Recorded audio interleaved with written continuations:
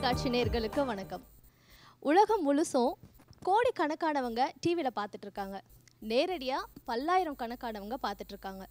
ஒரே பால் தான் 6 ரன் அடிக்கணும். அப்படி அடித்தா நம்ம தான் ஜெயிப்போம், இந்த உலகமே நம்மளை கொண்டாடும். அதே மாதிரி தான் ஒரே பால் அதை நம்பிக்கையோடு அடித்து 6 ரன்னாக மாற்றி வெற்றியை கொடுத்துருக்க படம் தான் ராட்சசன். முண்டாசு பட்டின்ற ஒரு வெற்றி படத்தை கொடுத்து 4 வருடத்துக்கு பிறகு ராட்சசன் அப்படின்ற ஒரு வெற்றி படத்தை நம்பிக்கையோடு கொடுத்துருக்காங்க. படமும் நல்ல வரவேற்பு அடைஞ்சிட்ருக்கு. இப்போ இந்த படத்துடைய டீமை நம்ம சந்திக்கலாம். வணக்கம். வணக்கம். Welcome to our show. எல்லாருமே ரொம்ப நாள் கழித்து ஒரு வித்தியாசமான படம் பார்த்துருக்கோம், ஒரு ப்ளசண்ட்டான ஒரு படம் பார்த்துருக்கோம். அது கூடவே நல்லா சஸ்பென்ஸ் த்ரில்லர்லாம் கலந்து எல்லாருமே என்ஜாய் பண்ணுற வகையில் ஒரு நல்ல படம் கொடுத்துருக்கீங்க. எல்லாருக்கும் ஒன்ஸ் அகேன் எங்களுடைய வாழ்த்துக்கள். அண்ட் டைரக்டர் கிட்ட இருந்து ஆரம்பிக்கலான் இருக்கேன். சார், உங்களுக்கு இது புது களம் அண்ட் விஷ்ணுக்கும் பார்த்தீங்கன்னா ஒரு புது கேரக்டர் கொடுத்துருக்கீங்க. படம் பார்த்த பிறகு தான் தெரியுது எல்லாருக்குமே ஒரு வித்தியாசமான படமாக தான் இது அமைஞ்சிருக்கும் அப்படின்ட்டு. எதுக்காக இந்த மாதிரியான ஒரு படத்தை நீங்கள் கொடுத்துருக்கீங்கன்னு தெரிஞ்சுக்கலாமா? எனக்கு சரி, நம்ம எல்லா விதமான ஜானர்லேயும் ஒரு படம் பண்ணணுங்கிறது, நம்ம ஒரு டைரக்டர் ஆகிறதுக்கு முன்னாடியே நமக்கு பல கதைகள்லாம் தோணும் தெரியுங்களா. அது எல்லா கதையும் வெளியே சொல்ல முடியாது, கேவலமாக தான் இருக்கும். ஒரு சில கதைகள் மட்டும்தான் சரி ஓரளவுக்கு நம்ம பண்ணுறோம் அப்படிங்கிற மாதிரி இருக்கும். சரி, அப்படி பண்ணும்போது எனக்கு இந்த லைன் முண்டாசுப்பட்டி ஷூட்டிங் டைம்லேயே ஒரு ஒரு ஒரு உண்மை சம்பவத்தை படித்ததுக்கப்புறம் எனக்கு ஒன்று தோணுச்சு. ஒரு ஒரு உண்மையாகவே வாழ்ந்த ஒரு சைக்கோவை பற்றின ஒரு கதையை படிக்கும்போது அதில் அவங்க லைஃப்பில் நடந்த சில சுவாரஸ்யமான சம்பவங்கள்லாம் இருக்க படிக்கும்போது சரி இதை நம்ம படமாக பண்ணால் நல்லாயிருக்கும் அப்படின்னு ஒரு நம்பிக்கை வந்தது. அதுக்கப்புறம் நான் முண்டாசுப்பட்டி ஷூட் முடித்து அதுக்கப்புறம் போஸ்ட் ப்ரொடக்ஷன்லாம் முடிச்சு ரிலீஸ்க்கு அப்புறம் சரி நம்ம அந்த படம் ஒரு வெற்றி அடைஞ்சதுக்கப்புறம் நம்ம அடுத்த கதை அப்படின்னு பார்க்கும்போது நான் ஏற்கனவே யோசிச்சு வச்சுருந்ததை சரி நம்ம தூசு தட்டி எடுத்து அதை கொஞ்சம் சரி பண்ணும்போது கொஞ்சம் ஒரு நம்பிக்கை கொடுத்தது. சரி நம்ம ஸ்க்ரீன் ப்ளே பண்ண நமக்கு அந்த கதை மேலே ஒரு லவ் வந்துருந்துறீங்களா, அது நல்லா வர அந்த மாதிரி ஆகிடுச்சு. சரி இது கண்டிப்பாக இதுதான் பண்ணணும் அப்படிங்கிற மாதிரி ஒரு தீர்மானம் முடிவு பண்ணேன். அது ஃபுல் ஸ்கிரிப்ட் முடிக்கும்போது பெரிய ஹோப் இருந்தது. சரி இதை விட்டால் வேறு படமே பண்ணக்கூடாதுங்கிற மாதிரிலாம் யோசிச்சு பண்ணது அந்த ராட்சசன். இன்றைக்கி அதோடைய ரிசல்ட் பார்க்கும்போது எங்களுக்கு பெரிய ஒரு திருப்தியாக இருக்குது. நம்ம இவ்வளோ நாள் பண்ண ஒர்க்குக்கு இன்றைக்கி ரிசல்ட் நல்லா இருக்கும்போது சரி நம்ம இவ்வளோ நாள் பொறுமையாக இருந்ததுக்கு ஒரு நல்ல பலன் கிடைச்சிருக்கு. நீங்கள் சார் இந்த இன்டர்வியூ ரிலேட்டடாகவே ஒரு கொஸ்டின் உங்ககிட்ட என்னென்னா, நீங்கள் முதலாக உங்கள் அப்பாவை அப்பா அப்படின்ட்டு நல்லா தெரிஞ்சு பார்த்த ஒரு தருணம் இருந்திருக்கும், அது உங்களுக்கு ஞாபகமும் இருந்திருக்கும். அது போலீஸ் ட்ரெஸ்ஸில் பார்த்தீங்களா இல்லாட்டி கேஷுவல்ஸில் பார்த்தீங்களா உங்கள் அப்பாவை? ஏன்னா ரொம்ப வருஷம் முன்னாடி போயிட்டீங்களா? ஏன்னா நீங்கள் இந்த போலீஸ் ட்ரெஸ் போட்டு இந்த படத்தில் நடிச்சிருக்கீங்க. ஸோ அது உங்களுக்கு புதுசில் அப்பா அப்போ ட்ரைனிங் போயிட்டு இருந்தாரு. ஓகே. ஸோ மசூரியில் தான் ட்ரைனிங்கு, ஐபிஎஸ் ட்ரைனிங். ஸோ அங்கே போயிருந்தேன், என்ன ஞாபகம் வந்துருச்சு எனக்கு. ஸோ ஆமாம், யூனிஃபார்மில் தான் பார்த்து எனக்கு தெரிஞ்சு யூனிஃபார்மில் தான் பார்த்தேன்னு நினைக்கிறேன். ஆமாம், ஏன்னா போலீஸ் ஆஃபீஸர் அப்படின்றது 24 hours டியூட்டி அவங்களுக்கு, அதான் எப்போவுமே அதுலேயே இருப்பாங்க. ஸோ உங்களுக்கு போலீஸ் ட்ரெஸ்ஸும் புதுசில், ஸோ டே 1லேருந்தே உங்களுக்கு பழகிருக்கும். அந்த ட்ரெஸ்ஸை நீங்கள் போட்டு நடிக்கும் பொழுது என்ன ஒரு ஃபீலு, அதை எப்படி நீங்கள் ஸ்க்ரீனில் அந்த ப்ரெசன்ஸை கொடுத்துருக்கீங்க? இல்லைங்க, ஜென்ரலாகவே போலீஸ் ட்ரெஸ் போட்டாலே ஒரு பயங்கர கெத்து வரும் ஒன்று. அது இந்த கேரக்டர் அது அப்படி கிடையவே கிடையாது. இந்த கேரக்டர் பார்த்தீங்கன்னா ரொம்ப யதார்த்தமான ரொம்ப நார்மலான ஒரு character. So first police dress போடும்போது இந்த படத்துக்கு ஃபோட்டோ எடுத்து அப்பா காமிச்சேன். அதுதான் ஃபஸ்ட்டு பண்ணேன் நான். ஸோ பார்த்தோன்னே சூப்பராக இருக்குது அப்படின்னு சொன்னார். பட் ராம் சில விஷயங்கள் ரொம்ப கேர் எடுத்து பண்ணியிருக்காரு. நான் சொல்கிறது என் லுக்காக இருந்தாலும் இப்போது ஷார்ட் ஹேர்லாம் வெட்டிட்டு அந்த ட்ரைனிங் முடித்த உடனே வந்த ஒரு எஸ்ஐ. அதுக்கப்புறம் ஈவன் இங்கே ஆர்ம்ஸ்லாம் பார்த்தீங்கன்னா ரொம்ப மேலெலாம் ஏற்றாமல் கொஞ்சம் கீழே இறக்கி ரொம்ப நார்மலாக இருக்கணும் அப்படின்னு சொல்லி. அண்ட் பர்ஃபார்மன்ஸ் வைஸ் கூட ரொம்ப இன்வெஸ்டிகேஷன் படங்கிறதுனால ரொம்ப அப்படியே பயங்கர ஸ்ட்ராங்காகவோ பயங்கரம் ஒரு ரக்கடான இன்வெஸ்டிகேஷன் காப் அப்படிலாம் கிடையவே கிடையாது. ரொம்ப சிம்பிளாக யதார்த்தமாக எல்லாரும் அவன் கூட ரிலேட் ஆகிற ஒரு கேரக்டராக இருப்பான்.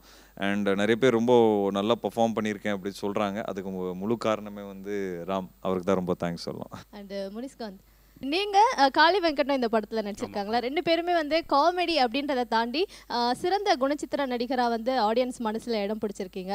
அண்டு இந்த படம் பார்த்த பிறகு இன்னமும் வேற லெவலில் நீங்கள் ரீச் ஆயிருக்கீங்க ஆடியன்ஸ் மத்தியில். ஸோ என்ன மாதிரியான ஒரு கதாபாத்திரம்? பட் இதை தான் ரொம்ப சஸ்பென்ஸாக மெயின்டைன் பண்ணிட்டு இருக்கீங்கன்னு நினைக்கிறேன். அந்த கதாபாத்திரத்தை சொல்ல அதான் பார்த்துட்டாங்களே எல்லாருமே. சார் மொதல் ஸ்கிரிப்ட் எடுத்து என்கிட்ட படிக்க கொடுத்துட்டு இருந்தார். இதை விட ராவா ஃபஸ்ட்டு எழுதியிருந்தது. இதை விட படித்து நான் ஒரு 10 பக்கம் படித்து எனக்கு தூக்கம் வந்துருச்சு. எதிரிய அப்படின்னு. தூக்கம் வந்துச்சு. ஏன் அப்படின்னா ரொம்ப இதானாலும் உங்களுக்கு எனக்கெல்லாம் தூக்கம் வந்துடும். இவர் வந்து எழுப்புனார், என்னங்க அப்படின்னா, இல்லை சார் இது என்னால் படிக்க முடியல, ரொம்ப ராவாக இருக்குது அந்த மாதிரி அப்படின்றப்ப அவர் சொன்னது வந்து ரொம்ப ராவாக இருக்குன்னு சொன்னால் உண்மைதான், ரொம்ப இதாக இருக்கும். அதை கொஞ்சம் கம்மி பண்ணணும். ஏன்னா அது ஹீரோக்கள் மட்டும் இல்லை, ப்ரொடியூசரே விரும்ப மாட்டாங்க, சுற்றி இருக்கிறவங்களே எங்க போதுங்க கொஞ்சம் குறைச்சிக்குங்க அப்படிங்கிற மாதிரி இருந்தது. அந்த இதை தான் சொல்ல வராது.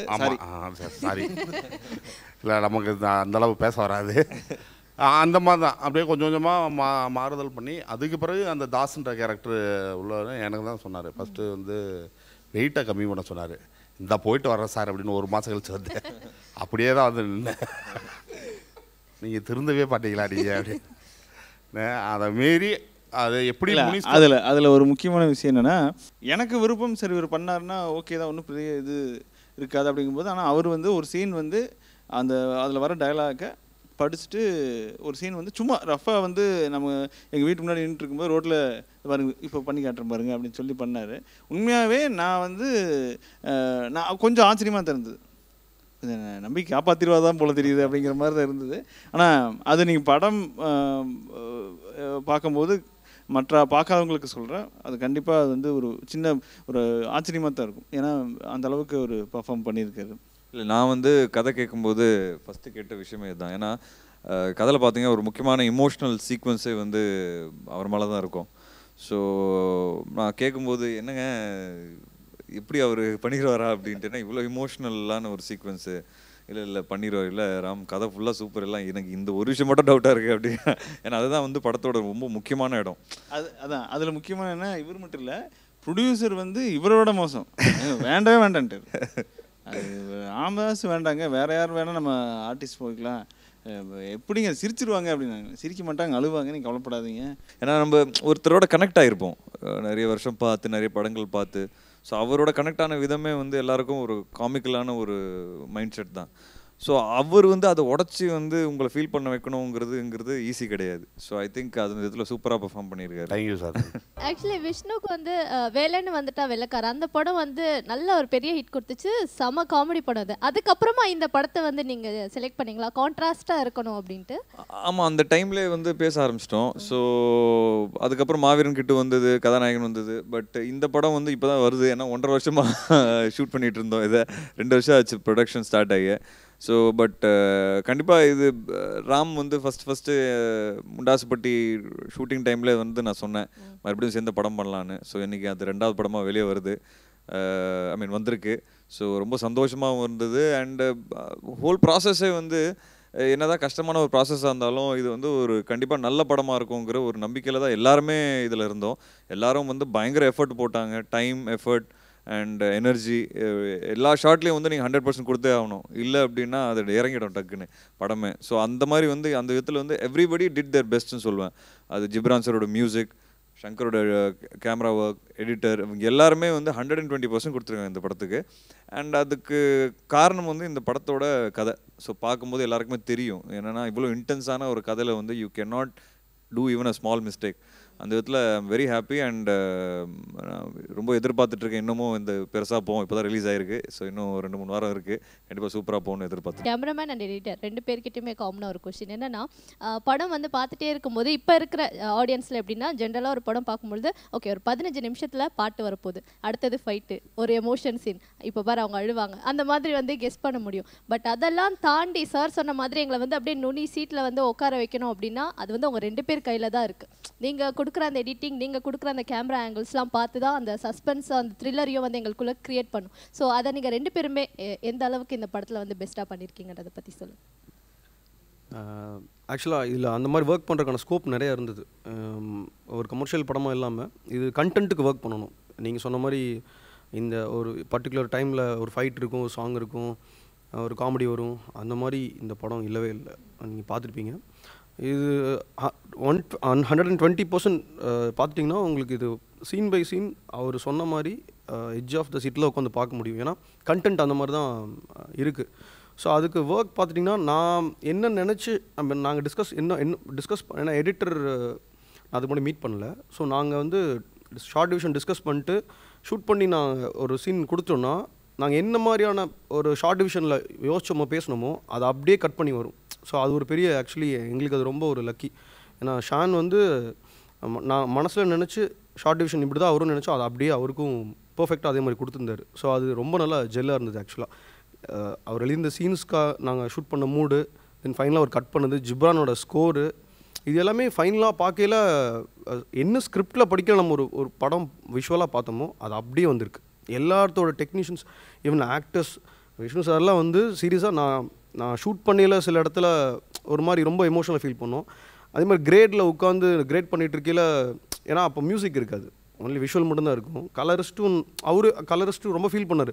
நீங்கள் இவ்வளோ பெர்ஃபார்மன்ஸ் இவ்வளோ ரொம்ப எமோஷனலாக பண்ணியிருக்காரு, எப்படி ஏதாவது மியூசிக் போட்டு எடுத்தீங்களா, இல்லை நார்மலாக ஜஸ்ட் சீனே அப்படி தான் இருந்ததுன்னா, இல்லை சீனே அப்படி தான் இருக்கும், நீங்கள் நாளைக்கு மியூசிக்கோட பார்க்கல தான் உங்களுக்கு அது புரியும்னு சொன்னேன். ஏன்னா கிரேட் பண்ணல நான் சில டைம்லாம் எனக்கு கண் கலங்கியிருக்கு. ஏன்னா அவ்வளோ எமோஷனலான சீக்வன்ஸ்லாம் இருந்தது. அதெல்லாம் விஷ்ணு சார் வந்து கலக்கிட்டார். ராமதாஸ் சொன்ன மாதிரி அதே மாதிரி அவருடைய கண்டிப்பாக அந்த சீன் பார்த்துருப்பீங்க. அந்த பர்டிகுலர் ஒரு சீன் போதும் அவர் எவ்வளோ நல்லா பெர்ஃபார்ம்ன்றதை ப்ரூவ் பண்ணுறக்கு. அந்த ஒரு சீன் அவ்வளோ இதாக. ஒரு படத்தை முதல்ல பார்க்கக்கூடிய ஆடியன்ஸ் யாருன்னா கண்டிப்பாக எடிட்டர் தான்.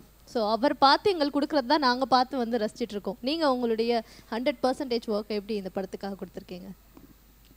ஆக்சுவலாக இந்த படம் வந்து நான் லேட்டாக ஜாயின் பண்ணேன் சொல்ல மாதிரி. ஃபஸ்ட்டு நான் ஸ்கிரிப்ட் புக்ஸ் டேரக்டர் வந்து ஸ்கிரிப்ட் புக் ஃபுல்லாக கொடுத்துட்டு ஃபஸ்ட்டு ஸ்கிரிப்ட் படிங்க அப்படின்னாரு. ஸ்கிரிப்ட் நான் படித்தேன். ஃபஸ்ட் ஆஃப் படிச்சுட்டு நைட் ஆக்சுவலாக 1:30 மணி ஆகிடுச்சு. அது உண்மையாக நடந்தது. நைட் 1:30 மணி ஆகிடுச்சு. 1:30 மணி முடிச்சுட்டு அப்புறம் படிச்சுட்டு நான் படுக்கிறேன். பட் என்னால் செகண்ட் ஆஃப் படிக்கணும்னு தோணிக்கிட்டே இருந்தது. ஏன்னா அப்படியே அப்படி இன்டர்வல் பிளாக் ஆக்சுவலாக அது நீங்கள் படம் பார்த்தாலும் ஃபீல் பண்ணும். ஃபஸ்ட் ஆஃப் முடிச்சுட்டு செகண்ட் ஆஃப் நீங்கள் உடனே பார்க்கணும், இன்டர்வல் கூட தேவையில்லைன்னு அப்படி ஃபீல் பண்ணோம். செகண்ட் ஆஃப் படிக்கணும் அப்படின்னு தோணு 1 ஹவர் அகைன் என்னால் ஸ்லீப் முடியல. திருப்பி எழுந்து உட்காந்து செகண்ட் ஆஃப் படிச்சுட்டு விடிகாலத்தில் 6 மணிக்கு முடிச்சுட்டு உடனே டேரக்டர் ஃபோன் பண்ணி நான் வந்து பார்க்குறேன் நேரில் அப்படின்னு சொல்லிட்டு பார்த்தோன்னே எனக்கு ரொம்ப பிடிச்சிருந்த ஸ்கிரிப்ட். பயங்கரம் சீரியஸ், அது டோட்டலாக ஆக்சுவலாக முண்டாசுப்பட்டி நான் பார்த்துட்டு நான் அவர்கிட்ட வாய்ப்பு கேட்டேன், நான் வந்து உங்களோட அடுத்த படம் ஒர்க் பண்ணணும் அப்படின்னு சொல்லிட்டு. ஏன்னா அதில் டீட்டெயிலிங் பயங்கரமாக இருக்கும். பெல்ட்டு க்ளோஸ் வச்சுருப்பார்.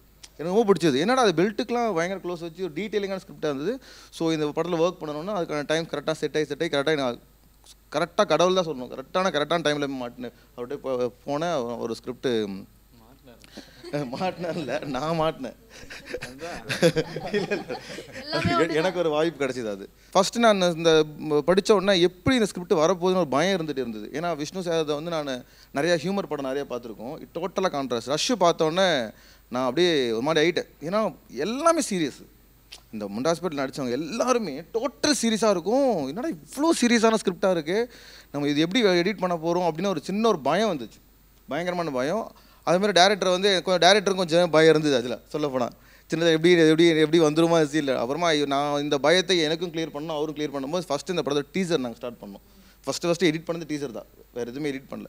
எடிட் பண்ணினா அவருக்கும் ஒரு கான்ஃபிடென்ட் வந்து எனக்கும் கான்ஃபிடென்ட் வந்து. ஸோ அதுக்கப்புறம் சீன் பை சீன் எடிட் பண்ணி உடனே ஒரு சீன் முடிச்சுன்னா டேரக்ட் டக்குன்னு ஓகே சொல்ல மாட்டார்.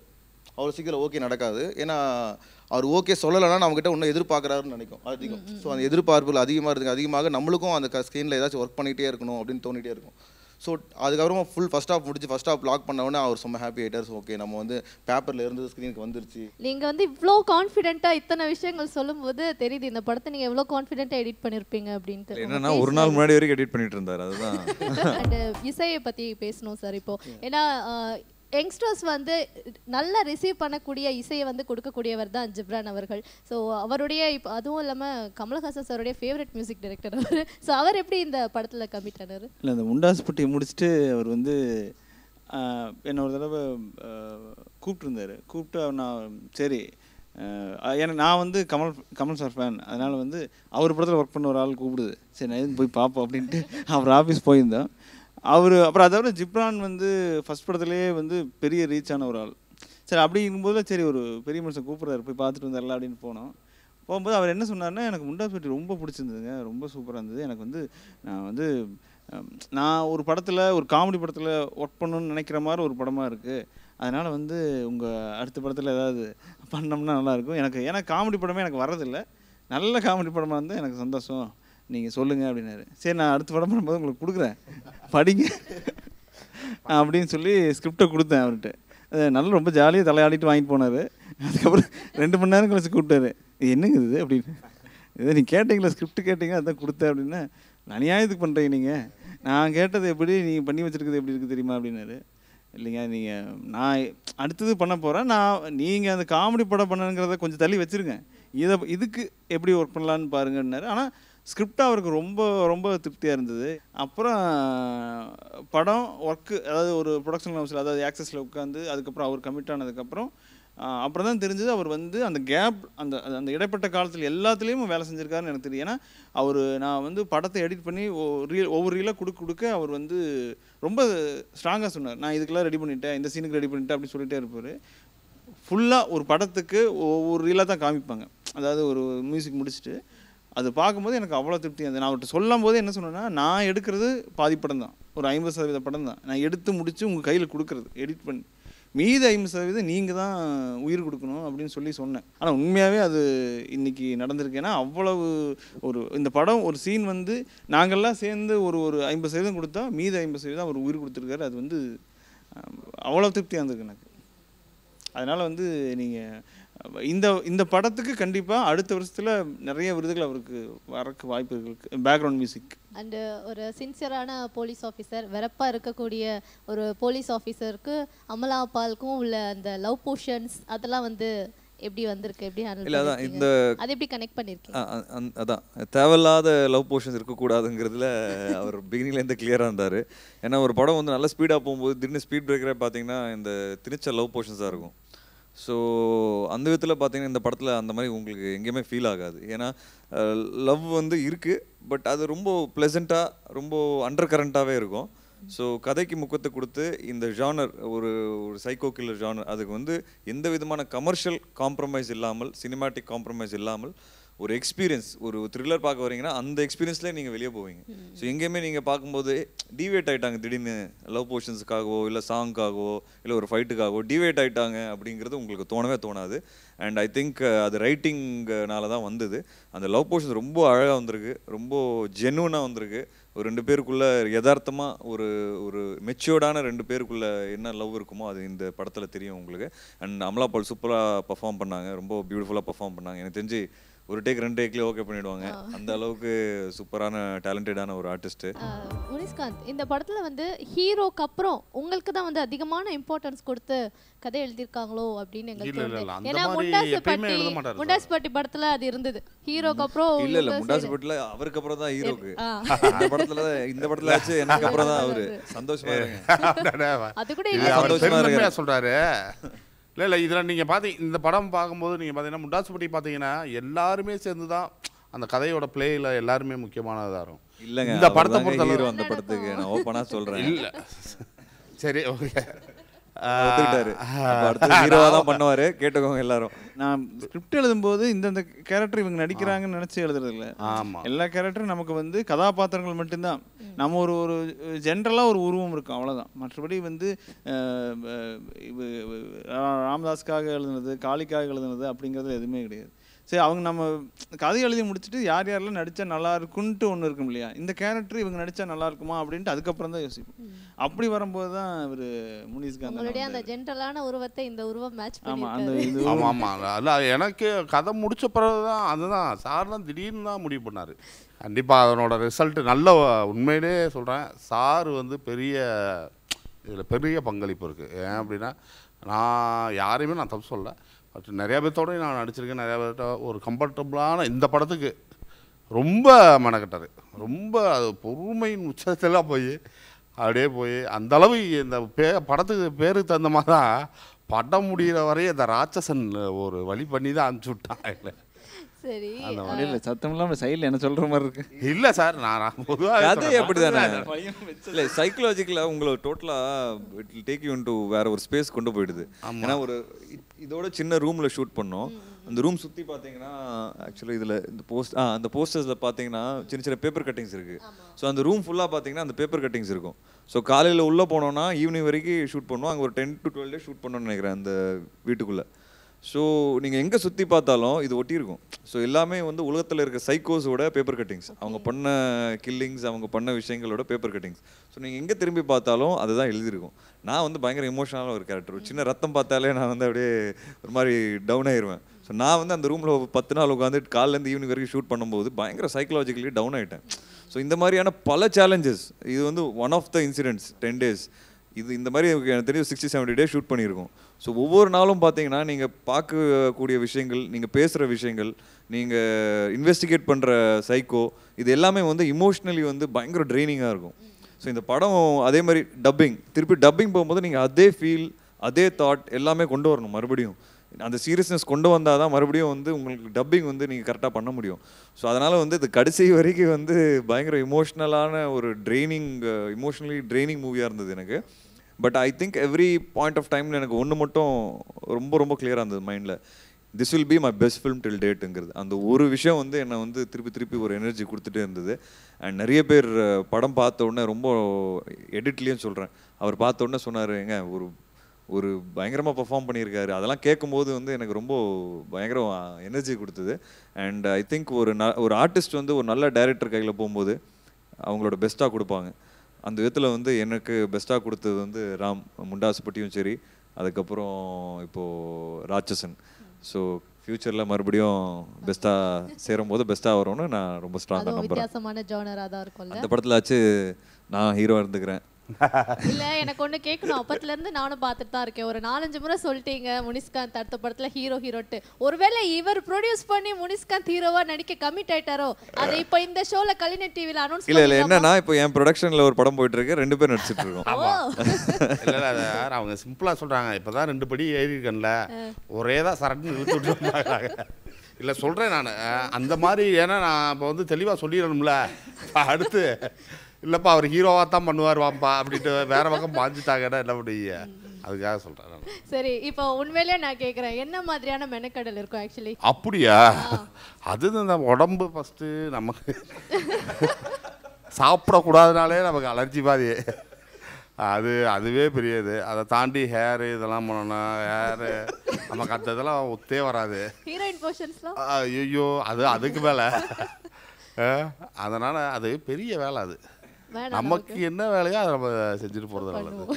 அது நீங்கள் வந்து ஒரு கம்பீரமான ஒரு போலீஸ் ஆஃபீஸருடைய பையனாக இருக்கீங்க. அப்பா உங்ககிட்ட வந்து என்னைக்காவது இந்த மாதிரி ஒரு பயங்கரமான ராட்சசன் இருந்தாப்பா அப்படின்ட்டு அவர் வந்து ஃபேஸ் பண்ண யாரையாவது பற்றி உங்ககிட்ட ஷேர் பண்ணியிருக்காரா, இல்லாட்டி நீங்கள் மீட் பண்ண? இல்லை, சைக்கோ கில்லிங்ஸ் பற்றி அந்த மாதிரி எதுவுமே நடந்ததில்லை. பட் அவர் நிறைய இன்சிடெண்ட் சொல்லியிருக்காரு. அதெல்லாம் கேட்கும்போது அப்பா மனசே வந்து அப்படியே என்னடா இப்படிலாம் இருக்காங்க அப்படிங்கிற மாதிரிலாம் ஆகிடும். நிறைய இன்சிடென்ட்ஸ். ஏன்னா அவர் வந்து கிட்டத்தட்ட இப்போ 25-30 இயர்ஸ் சர்வீஸு, எவ்வளோ விஷயங்கள் பார்த்துருப்பாரு, எவ்வளோ ஊர்லாம் ட்ராவல் பண்ணியிருக்காரு. அண்ட் நிறைய எக்ஸ்பீரியன்ஸ் அவங்களுக்கு. கண்டிப்பாக அவரோட எக்ஸ்பீரியன்ஸ்லேருந்து நிறைய விஷயங்கள் எடுத்து ஃப்யூச்சரில் கதையாக பண்ணுவேங்கிறது எனக்கு ரொம்ப கான்ஃபிடென்ட் இருக்குது. நிறைய விஷயங்கள் டிஸ்கஸ் பண்ண ஆரம்பிச்சிட்டேன் ஆல்ரெடி அவரோட. இன்னும் 1 இயரில் ரிட்டையர் ஆக போகிறாரு. ஸோ அதுக்கப்புறம் வந்து அவர்கிட்ட ஃபுல்லாக உட்காந்துட்டு 2-3 நல்ல இன்ட்ரெஸ்டிங்கான விஷயங்கள் எடுத்துகிட்டு, ரியலிஸ்டிக்கான விஷயங்கள் எடுத்துகிட்டு படமாக பண்ணோங்கிறது எனக்கு மிகப்பெரிய ஆசை. ஏன்னா ரொம்ப இன்ட்ரெஸ்டிங்காக இருக்கும் அவர் சொல்லும்போது. அப்பா கிட்டேருந்து அந்த கதைகள்லாம் கேட்டு கூடிய சீக்கிரம் படம் பண்ணுவேன் நீங்களே வந்து டைரக்ட் பண்ணிடுவீங்களா, இல்லாட்டி? ஐயோ, அந்த அளவுக்குலாம் நமக்கு திறமை இல்லை. இன்ஃபேக்ட் நேற்று தான் ராம் கிட்ட சொல்லிட்டு இருந்தேன், இந்த மாதிரி நிறைய விஷயங்கள் இருக்குது ராம், நான் சொல்கிறேன் அப்புறமா. ஸோ ஏன்னா அந்த கதை வந்து அப்படியே ஸ்க்ரீனில் கொண்டு வரணும். ஸோ அதுக்கு வந்து ஃபஸ்ட்டு நீங்கள் 200% நம்புற ஒரு டைரக்டராக இருக்கணும். அந்த விதத்தில் ராம் வந்து நான் 300% நம்புகிறேன். ஸோ அதனால் வந்து அந்த மாதிரி ஒருத்தர்கிட்ட போகும்போது தான் அந்த என்ன நினைக்கிறோமோ அது வந்து ஸ்க்ரீனில் வரும். ஸோ கண்டிப்பாக ஃப்யூச்சரில் பார்ப்போம். எதுவுமே இன்றைக்கி சொல்ல முடியாது, ஆமாவும் சொல்ல முடியாது, இல்லைன்னு சொல்ல முடியாது, என்ன வேணால் நடக்கலாம் நாளைக்கு. ஸோ அதனால் வந்து just be prepared for anything in the future. இந்த படத்தை ப்ரொடியூஸ் பண்ணவர் பற்றியும் அண்ட் ரிலீஸ் பண்ணவங்களை பற்றியும் சில வார்த்தைகள் சொல்லுங்கள். இந்த கதையும் என்னையும் நம்பின ஒரு தயாரிப்பாளர்னா அவர் வந்து axis film factory deliver sir தான். முழு கதையும் கிட்டத்தட்ட ஒரு 2.5 மணி நேரம் முழு கதையும் நான் சொன்னேன். அவர் என்ன பண்ணார்னா, அவர் கேட்கும்போது அந்த கதையை மட்டும் கேட்டார். இந்த கதை விஷுவலாக எப்படி வரும் அப்படிங்கிறத மட்டும்தான் மனசில் ஓட்டிட்டு அதுக்கப்புறம் இந்த கதையை பற்றி நல்லா இருக்குது நம்ம பண்ணலாம் அப்படின்னு சொன்னார். ஏன்னா இந்த கதையும் என்னையும் நம்பினதுனால இன்றைக்கி வந்து நான் எல்லாருமே வந்து ஒரு திருப்தியாக இருக்கிறோம், இந்த படம் நல்லா இருக்குது நல்லா போயிட்டுருக்குன்னு ஒரு திருப்திக்கு மிக முக்கிய காரணம் வந்து டெலிவர் சார் தான். அதுக்கப்புறம் இன்றைக்கி அந்த ரிலீஸ் பண்ண Ravi sir, Titan arts Ravi sir வந்து இந்த படத்தை அவர் வியாபார ரீதியாக நாங்கள் பேசும்போது பார்த்த உடனே சொல்லிட்டார். யோசிக்கலாம் கூட இல்லை, அதை யோசிச்சு சொல்கிறேன் இந்த படத்தை ரிலீஸ் பண்ணுறதுக்கு அப்படிங்கிறத பார்த்த உடனே அன்றைக்கி வெளியே வந்தோடனே வந்து இந்த மாதிரி அந்த படத்தை நான் ரிலீஸ் பண்ணுறேன், கண்டிப்பாக எனக்கு அவ்வளோ பிடிச்சிருக்கு அப்படின்னு சொல்லிட்டு, அது மட்டும் இல்லாமல் அதுக்கப்புறம் நிறைய பேர்த்துக்கிட்ட இந்த படத்தை பற்றி அவ்வளோ ஒரு பாசிட்டிவாக பேசி இன்றைக்கி வந்து ஒரு சிறப்பாக இவ்வளோ போட்டி கிடையிலையும் இந்த படம் வந்து நல்லா போகுதுன்னா இந்த நேரத்தில் வந்து 2 பேத்துக்கும் நான் ஒரு பெரிய நன்றி சொல்ல வேண்டிய கட்டாயம் இருக்குது.